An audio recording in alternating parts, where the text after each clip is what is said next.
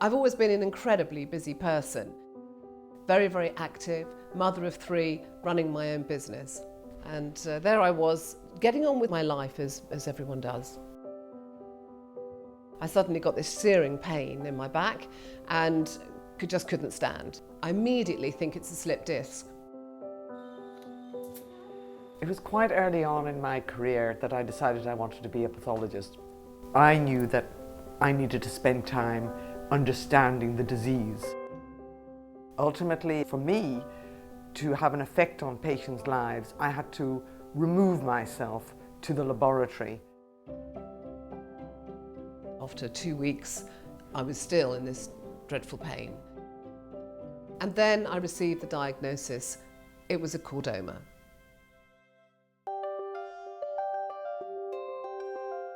Chordoma is an extremely rare cancer, and it arises along the spine, anywhere from the base of the skull to the tip of the coccyx or tailbone.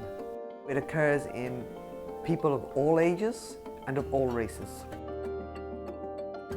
Yes, it's a huge shock, an absolute and utter bombshell. Our life was turned upside down. There was nothing out there to help either myself, my husband, my family, dealing with this chordoma. Life is all about opportunities. I was at a research meeting actually in Nice, and I heard that Susan's operation was taking place, and I changed my flight and I flew back early and went to the hospital. I then went into the operating theatre with her, and we took the tissue and immediately we brought it back to the laboratory and did experiments with it. Psychologically, very, very difficult. But I'm a fighter, and so I just felt that we needed to do something that was positive. So Chordoma UK was founded from the trauma that I'd been through. 1 in 3 people in their lifetime will develop cancer, and from that 54% will be a rare form of cancer. So chordoma is one of those rare cancers.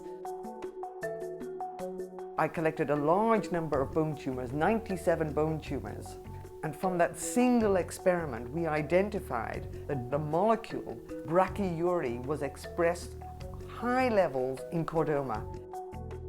This was just a revelation. This was one of those moments where you realise you have an insight into a tumour that you could make a difference.